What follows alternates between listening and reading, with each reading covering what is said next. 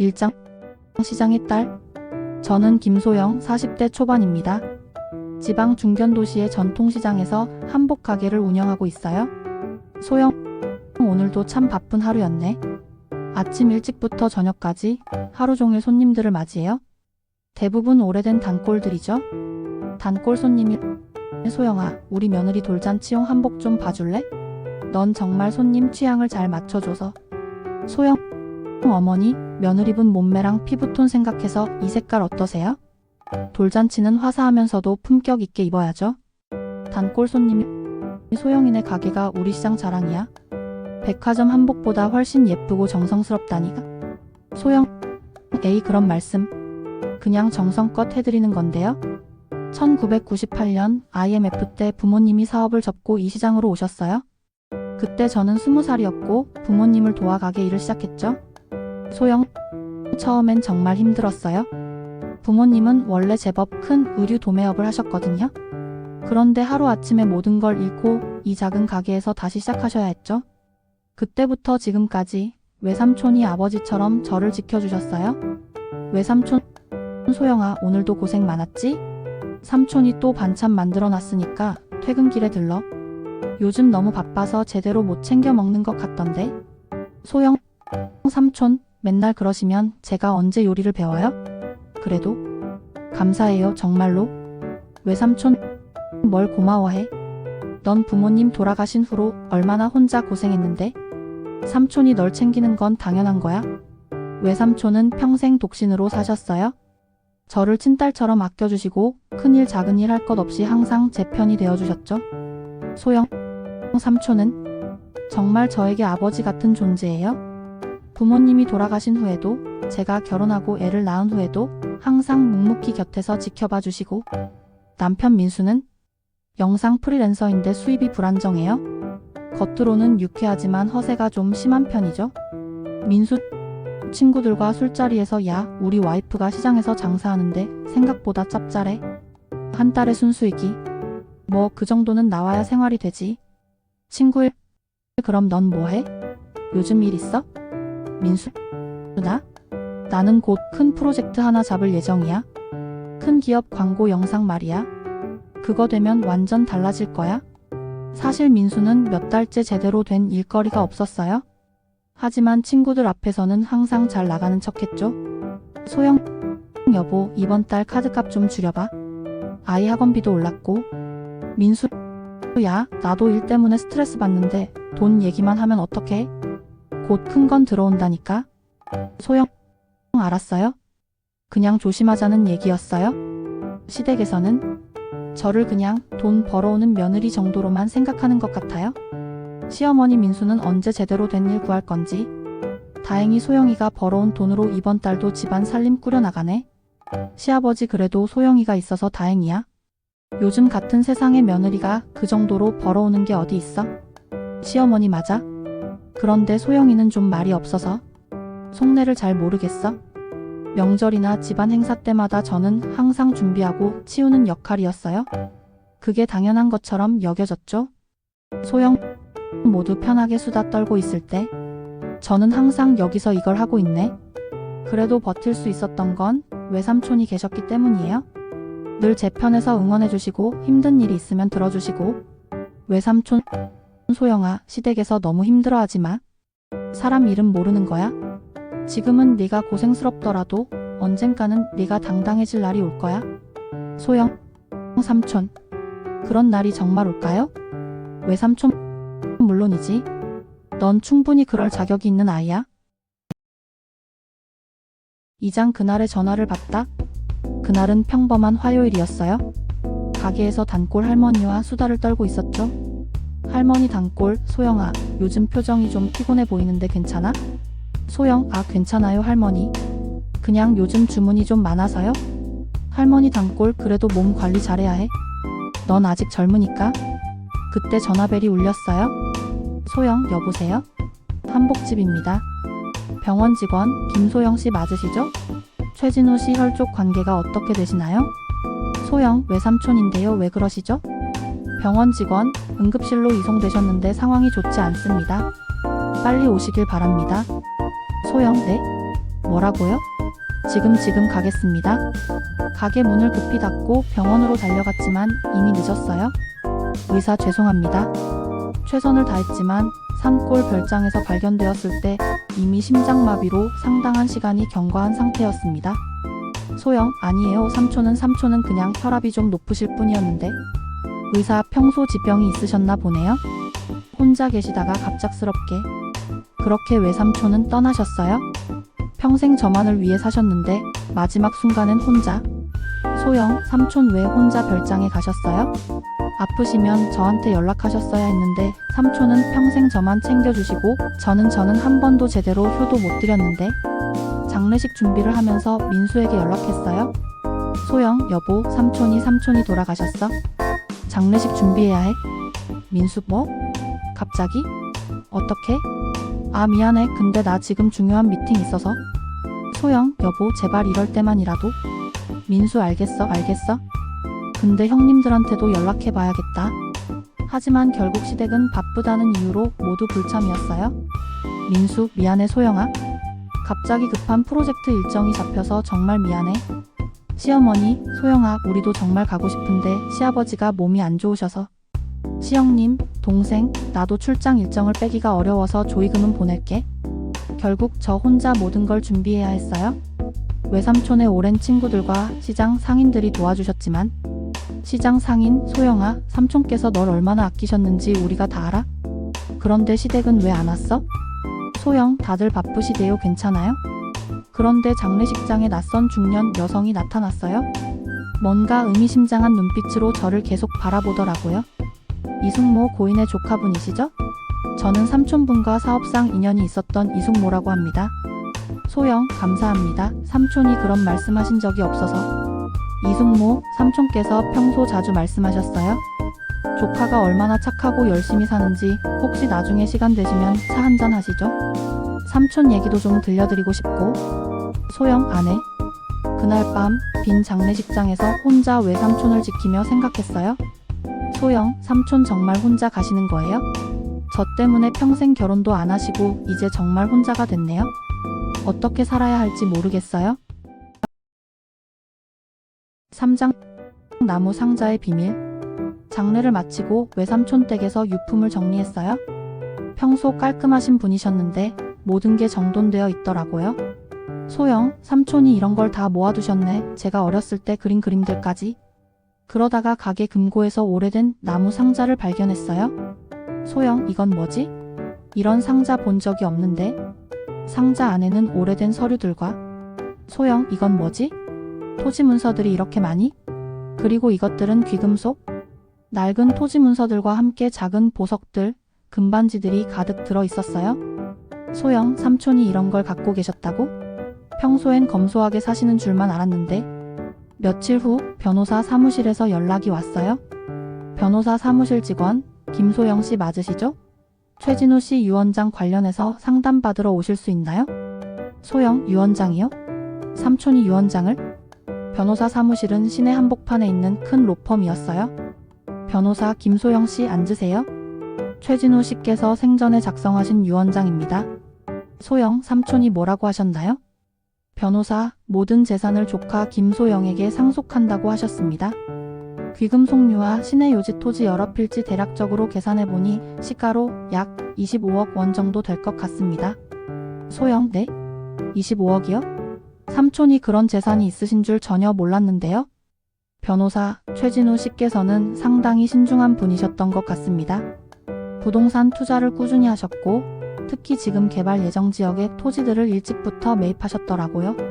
소영, 그런데 왜 저한테는 아무 말씀도 안 하셨을까요? 변호사, 유언장에 이런 내용도 있어요? 소영이가 힘들 때 의지할 수 있도록, 하지만 평소에는 부담스러워하지 않도록이라고 하셨습니다. 소영, 삼촌 마지막까지 저를 생각해 주셨구나. 변호사, 그런데 한 가지 조심하셔야 할 게 있어요. 이런 큰 상속이 알려지면 주변에서 노리는 사람들이 생길 수 있거든요. 소영, 어떤 의미인가요? 변호사, 가족이나 친척, 심지어 가까운 사람들도 갑작스런 거에 상속 소식을 들으면 태도가 달라질 수 있어요. 상속 절차 완료될 때까지는 가급적 비밀로 하시길 권합니다. 집에 돌아와서도 정신이 없었어요. 25억 상상도 못했던 큰 돈이었거든요. 소영, 삼촌 정말 이런 재산을 혼자 모으셨다고? 그런데 왜 저한테는? 그때 민수가 들어왔어요. 민수, 소영아, 삼촌 유품 정리는 다 됐어? 뭔가 중요한 서류 같은 거 있던가? 소영, 그냥 오래된 사진들이랑 개인 물품들만. 민수, 그래? 삼촌이 돈이라도 좀 남겨놓으셨으면 좋았을 텐데 장례 비용도 만만치 않고. 뭔가 직감적으로 말하면 안 될 것 같았어요. 변호사님 말씀이 계속 머릿속을 맴돌았거든요. 소영, 그냥 삼촌 마음만 받는 거로 충분해. 사장 새어나간 비밀.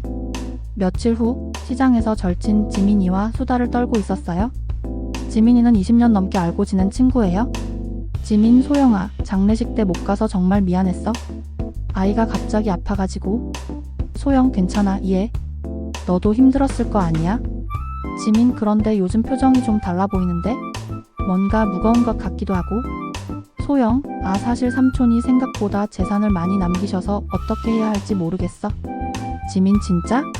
얼마나? 소영, 25억 정도. 지민, 뭐라고? 25억? 와, 소영아, 그럼 이제 완전 부자네. 그 순간 민수가 갑자기 나타났어요.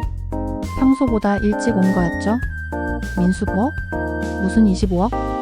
지민, 소영이가 외삼촌한테 상속받는다고 토지랑 뭐 이것저것. 소영, 지민아. 민수, 소영아. 이게 뭔 소리야? 25억을 상속받는다고?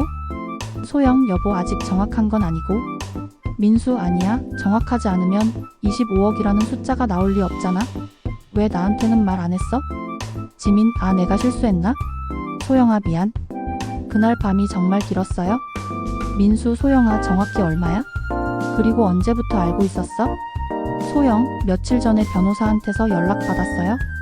저도 놀랐어요. 민수, 그래? 우리 소영이 정말 대단하다. 삼촌이 널 얼마나 아꼈으면. 민수의 태도가 180도 바뀌었어요. 민수, 자기야, 이제 우리도 큰 그림 그려봐야 하는 거 아닐까? 25억이면 와, 정말 인생이 바뀌는 거네. 소영, 여보, 아직 상속 절차도 안 끝났고. 민수, 그래도 계획은 세워야지. 일단 집부터 바꾸고 나도 제대로 된 사업 시작할 수 있고. 다음 날부터 민수는 부동산 앱을 계속 들여다보기 시작했어요. 민수, 소영아, 이 아파트 어때? 강남권이야, 강남권. 이런 기회 언제 또 오겠어? 소영, 여보, 너무 성급한 거 아니에요? 민수, 성급하긴.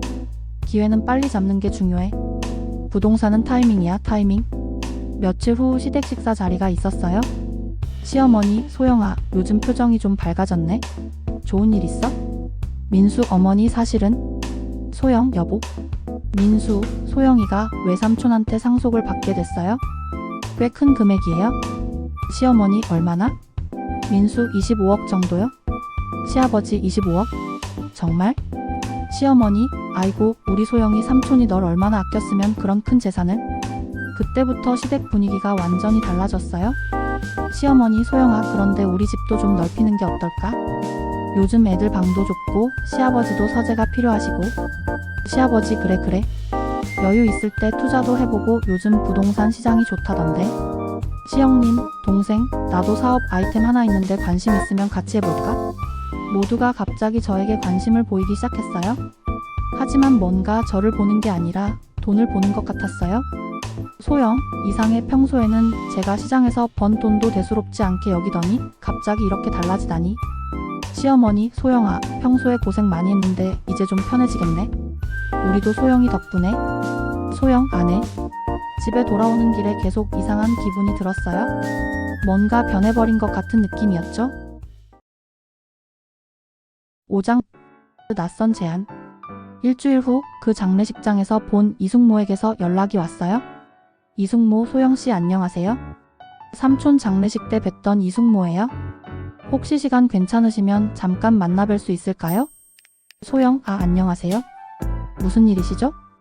이숙모, 삼촌 얘기도 좀 들려드리고 싶고, 그리고 소영씨에게 좋은 제안이 하나 있어서요. 소영, 좋은 제안이요? 이숙모, 전화로는 좀 그렇고 카페에서 만날까요? 만난 곳은 시내 한복판의 고급 호텔 카페였어요. 이숙모, 소영씨, 삼촌께서 정말 자주 말씀하셨어요. 조카가 얼마나 착하고 열심히 사는지. 소영, 삼촌이 그런 말씀을 하셨다고요? 이숙모, 네, 항상 걱정하고 계셨어요? 시댁에서 고생하는 것도 아시고 남편분이 일이 불안정한 것도. 소영, 그런 것까지 아셨어요? 이숙모, 삼촌께서 소영 씨를 정말 친딸처럼 생각하셨거든요. 그래서 제가 제안을 하나 드리고 싶어서. 이숙모는 찻잔을 우아하게 들고 말을 이어갔어요. 이숙모, 민수 씨 사업에 투자해보시면 어떨까요? 제가 부동산 쪽에 인맥이 상당히 있어서 확실한 수익을 보장할 수 있어요. 소영, 민수 사업이요? 제가 알기로는 민수가 특별한 사업 계획은? 이숙모, 그래서 제가 도와드리려는 거죠? 좋은 아이템이 있거든요. 상속받으신 토지를 담보로 하면 자금 조달도 쉽고. 소영, 그런데 민수 씨를 어떻게 알고 계신 거죠? 이숙모, 그게 우연히 몇 번 만날 일이 있었어요? 삼촌께서 소영 씨 가족 얘기를 하셔서. 뭔가 이상했어요? 왜 삼촌이 민수를 별로 좋아하지 않으셨는데? 이숙모, 25억이면 정말 큰 돈이잖아요? 그냥 놔두기엔 아깝고 제대로 투자하면 2배, 3배도 불릴 수 있어요? 소영, 구체적으로 어떤 사업인가요? 이숙모, 부동산 개발 사업이에요? 제가 아는 곳에 대형 쇼핑몰 들어올 예정인 땅이 있거든요. 아직 공개되지 않은 정보인데. 소영, 좋은 제안 감사하지만 좀 더 신중하게 생각해 볼게요. 이숙모, 소영씨, 이런 기회는 흔하지 않아요? 망설이다가 다른 사람에게 넘어갈 수도. 집에 돌아와서 민수 휴대폰을 몰래 확인해 봤어요. 뭔가 의심스러웠거든요. 소영, 이숙모 한 달 전부터 민수와 연락하고 있었네. 문자 내용을 보니 더 충격이었어요. 민수 문자, 형수님, 소영이한테 상속 얘기 나왔어요. 계획대로 진행하시면 될 것 같아요. 이숙모 문자, 좋아요. 제가 먼저 접근해서 신뢰 쌓은 다음에 본격적으로 진행하죠. 소영, 이게 뭐야, 이미 다 계획된 일이었다고? 그날 밤 민수가 들어왔을 때. 민수, 소영아, 오늘 이숙모님 만났다면서? 어떤 분이야? 뭔 얘기하셨어? 소영, 여보, 그분을 원래 알고 있었어요? 민수, 아니야, 처음 들어봐. 왜? 소영, 정말요? 한 달 전부터 연락하고 계시던데? 민수, 그게 우연히? 소영, 그만해요. 다 알고 있어요? 그때 깨달았어요? 이런 식으로 접근하는 거구나. 믿었던 사람들이 하나둘씩 배신하고 있었어요. 소영, 외삼촌 이런 일까지 걱정하셔서 비밀로 하라고 하신 건가요? 다음날 변호사를 다시 만났어요. 소영, 변호사님, 이 사람들로부터 제 재산을 안전하게 지킬 수 있는 방법이 있을까요? 변호사, 어떤 일이 있으셨나요? 소영, 남편과 시댁, 그리고 정체불명의 여자까지 모두가 제 재산을 노리고 있는 것 같아요. 변호사, 예상했던 일입니다. 이런 경우가 종종 있어요. 일단 증거를 수집하시고. 6장 완벽한 미끼. 저는 일부러 그들이 원하는 대로 해주기로 했어요. 하지만 제 방식으로요. 소영, 어머니 말씀 들어보니까 맞는 것 같아요. 이런 큰 돈을 그냥 놔둘 순 없으니까 상가라도 하나 사서 임대업을 해볼까요? 시어머니, 그래. 소영이가 현명하네. 역시 우리 며느리야. 시아버지, 맞아. 부동산이 제일 안전하지. 요즘 임대 수익도 괜찮다고 하던데. 민수, 자기야, 이숙모님이 좋은 매물 몇 개 알고 있다고 하니까 같이 보러 가자. 시어머니, 그분이 믿을만해? 처음 보는 분인데. 민수, 아니에요, 어머니. 삼촌 지인분이시고 부동산 쪽에 전문가라고 하시더라고요. 며칠 후 이숙모와 함께 매물을 보러 다녔어요. 이숙모, 이 건물 어때요? 위치도 좋고 임대료도 안정적이에요. 15억 정도면 매입 가능할 것 같은데. 민수, 소영아, 이거 괜찮은 것 같은데. 월 임대료가 얼마나 나와요? 이숙모, 월 1,200만 원 정도, 수익률로 보면 연 10% 정도 되죠. 소영, 그럼 나머지 10억으로는 뭘 하죠? 이숙모, 그 돈으로 개발 사업에 투자하시면 2년 후에는 30억도 가능해요. 한편으로는 변호사와 함께 이들에 대한 뒷조사를 진행했어요. 변호사, 김소영 씨, 남편분이 지난 6개월간 개인 계좌로 빼돌린 생활비가 상당하네요. 1,200만 원 정도 됩니다. 소영, 그 정도나 돼요? 변호사, 그리고 이 이숙모라는 분, 본명은 이미경이고 3년 전 투자 사기로 징역 1년 6개월을 받았어요. 소영, 역시 제 직감이 맞았네요.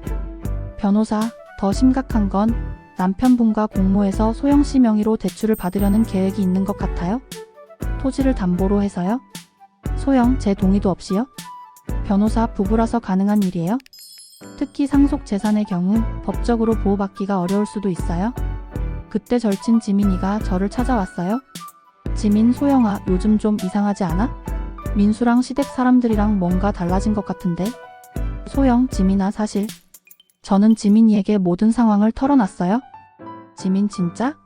이숙모가 사기꾼이라고? 그리고 민수가 돈을 빼돌렸다고? 소영, 응, 증거도 다 있어. 지민, 그런데 소영아, 그래도 민수는 내 남편이고 시댁은 가족인데 너무 매정한 거 아니야? 소영, 지민아, 너마저 그런 소리를 해? 지민, 아니야, 그런 게 아니라 가족이잖아? 한 번 더 기회를 줘보는 게. 소영, 진짜 가족이라면 25억이라는 소식에 제일 먼저 축하해줬어야 해. 돈 계산부터 하고 어떻게 써먹을지 궁리하는 게 가족이야? 지민, 그렇긴 하지만. 소영, 그리고 내가 20년 넘게 시장에서 벌어온 돈에 대해서는 한 번도 관심 없던 사람들이 갑자기 투자니 사업이니 하면서 달라붙는 게 정상이야? 지민이는 더 이상 말하지 못했어요. 하지만 표정으로 봐서는 여전히 제가 너무 하는 거 아니냐는 생각인 것 같았어요. 소영, 지민이마저 결국 아무도 내 편은 아니구나. 며칠 후 시댁에서 가족회의를 했어요. 시어머니, 소영아, 그 이숙모님 말로는 빨리 결정해야 한다던데 어떻게 생각해? 민수, 자기야, 이런 기회를 놓치면 안 돼. 부동산은 타이밍이 중요하다고 했잖아.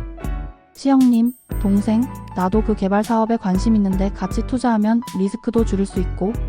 소영, 그럼 계약 진행해 볼까요? 시댁 전체 좋아? 현명한 선택이야. 그들의 기뻐하는 모습을 보며 마음이 아팠어요. 한때는 정말 가족이라고 생각했는데. 소영, 이제 정말 끝이구나. 더 이상 물러설 곳이 없어. 7장 계약의 날. 드디어 계약하는 날이 됐어요. 장소는 시내 한복판의 부동산 사무실, 시댁 전원이 모였죠. 시어머니, 소영아, 오늘 정말 역사적인 날이네. 우리 집안이 완전히 달라질 거야. 시아버지, 그러게 말이야. 25억으로 이런 큰 사업을 하다니 꿈만 같아. 민수, 소영아, 계약서는 누구 명의로 할 거야? 사업하는 사람이 당사자가 되는 게 맞으니까. 시어머니, 맞아. 민수 명의로 하는 게 좋겠어. 나중에 세금 문제도 있고. 이숙모, 그렇게 하시죠? 제가 다 준비해뒀어요. 모두가 신이 나서 수다를 떨고 있을 때, 소영, 잠깐만요. 제가 변호사님과 상의해보고 싶은 게 있어서. 민수, 변호사? 갑자기 왜? 그때 제가 미리 연락해둔 변호사님이 들어오셨어요. 변호사, 안녕하세요. 김소영 씨 법정 대리인 변호사 박준혁입니다. 시아버지, 법정 대리인? 무슨 소리야? 소영, 이 계약의 당사자는 저 김소영입니다. 상속받은 재산의 소유주니까요. 민수, 소영아, 무슨 소리야? 우리가 이미 다 얘기했잖아. 변호사, 그 전에 확인할 게 있습니다. 민수 씨께서 지난 6개월간 부인 소영 씨의 동의 없이 가정생활비 명목으로 개인 계좌에 빼돌린 금액이 1,200만 원입니다. 시어머니, 뭐라고? 민수야, 이게 무슨 소리야? 민수, 엄마, 그건. 변호사, 그리고 이숙모 씨, 본명 이미경 씨는 2021년 부동산 투자 사기로 징역 1년 6개월을 선고받은 전과가 있습니다. 이숙모, 뭐라고? 이게 무슨 소리야? 누구 멋대로? 시아버지, 사기꾼이라고? 그럼 우리가 속은 거야? 변호사, 더 있습니다. 민수 씨와 이미경 씨가 한 달 전부터 김소영 씨 명의로 부당 대출을 받기 위해 공모했다는 증거입니다. 민수, 소영아, 오해야? 정말 오해라고? 이숙모, 이게 함정이었어? 처음부터 우리를 속인 거야? 소영, 속인 건 누구죠? 제가 상속받았다는 소식을 듣자마자 달라붙어서 어떻게 써먹을지만 궁리한 사람들이? 시어머니, 소영아, 우리는 그런 의도가 아니었어. 소영, 어머니, 죄송하지만 여기 이혼 서류 있어요. 시댁 전체 뭐라고? 소영, 20년간 결혼 생활하면서 제가 시장에서 벌어온 돈에 대해서는 한 번도 고마워하거나 인정해주지 않으시면서 상속 소식만 들으니까 갑자기 이렇게 달라지시네요. 민수, 소영아, 제발 다시 생각해봐. 우리 아들도 있잖아. 소영, 바로 그 아이 때문이에요. 이런 아버지 밑에서 자라면서 돈만 보고 사람을 판단하는 걸 배우게 하고 싶지 않아요? 시어머니, 소영아, 우리가 잘못했어. 제발 한 번만 더. 소영, 이미 늦었어요. 이 재산은 제 아들과 저를 위한 거예요. 외삼촌이 저를 지켜주려고 남겨주신 거니까요. 이숙모, 너 같은 년이 25억을? 시장에서 장사나 하는 주제에. 변호사, 이미경 씨, 지금 발언도 모욕죄에 해당할 수 있습니다. 조용히 하시기 바랍니다. 결국 그 자리에서 모든 게 정리됐어요. 이혼 서류에 서명하고 재산 분할은 없다는 합의서도 작성했어요. 민수, 소영아 정말 이게 끝이야? 소영, 진작에 끝났어야 했는지도 몰라요? 저는 제가 소중하게 여기는 사람들을 지키고 싶어요. 8장 새로운 시작. 3개월 후 소영, 드디어 내 가게를 다시 시작하는구나. 민수와는 합의 이혼했고 재산 분할은 없었어요. 아들의 양육권은 제가 가져갔고 민수는 면접교 석권만 인정받았어요. 아들, 엄마 새 집 정말 예뻐요? 제 방도 넓고. 소영, 우리 아들 이제 진짜 새 출발이야. 엄마가 더 열심히 할게. 이숙모는 사기 전과로 재수사를 받게 됐고 새로운 피해자들도 여러 명 나타났어요. 결국 추가로 징역 3년을 선고받았죠.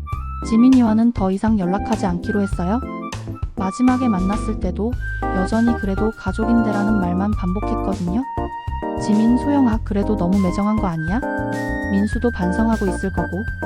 소영, 지민아 20년 우정 고마웠어. 하지만 이제 내 길을 가야겠어. 상속받은 토지 중 일부를 처분해서 전통시장 근처에 새로운 가게를 열었어요. 전통현대 퓨전 한복숍이라는 콘셉트로요. 단골 손님, 소영아 여기가 내 새 가게구나. 와 정말 예쁘다. 소영, 할머니 어서 오세요.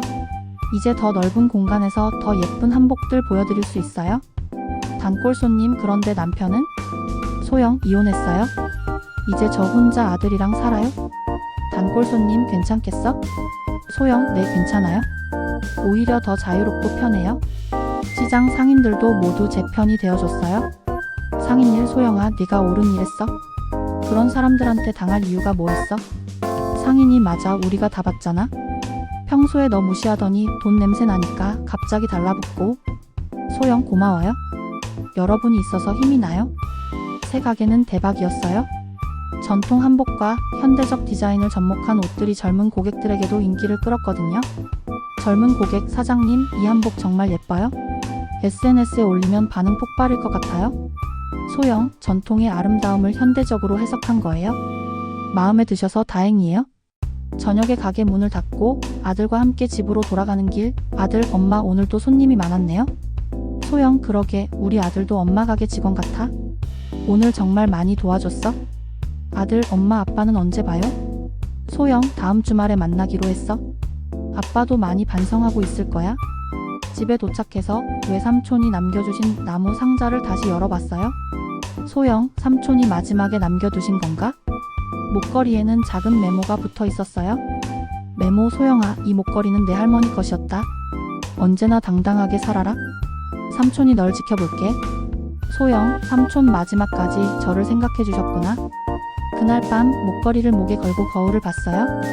소영, 삼촌 이번엔 지켰어요. 삼촌이 지켜주신 것처럼 저도 제 아이를 지켜냈어요. 그리고 저 자신도. 창문 너머로 보이는 시장의 불빛들. 소영, 이제 정말 새로운 시작이야. 힘들었지만 결국 해냈어.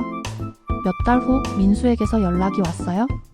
민수, 소영아 나 정말 많이 반성했어. 혹시 다시 만날 수 있을까? 소영, 민수지 아이 아버지로서는 존중해요. 하지만 우리는 이미 끝났어요. 민수, 소영아. 소영, 아들이 아빠를 그리워하니까 면접교섭은 계속해도 돼요? 하지만 그게 전부예요. 1년 후 아들, 엄마 우리 가게 정말 유명해졌네요. 텔레비전에도 나온다면서요? 소영, 그러게 전통시장의 새로운 명물이 됐다니 할머니, 할아버지도 좋아하실 것 같아. 때로는 가장 가까운 사람들로부터 자신을 지켜야 할 때가 있어요. 그게 배신이 아니라 자기 보호인 거죠. 소영, 사람들은 돈이 사람을 바꾼다고 하지만 사실 돈은 그 사람의 진짜 모습을 드러낼 뿐이에요. 저는 그 진실을 받아들이고 새로운 길을 선택했을 뿐이에요. 그리고 지금 저는 정말 행복합니다. 진정한 용기란 사랑하는 사람을 지키는 것, 때로는 자기 자신까지도.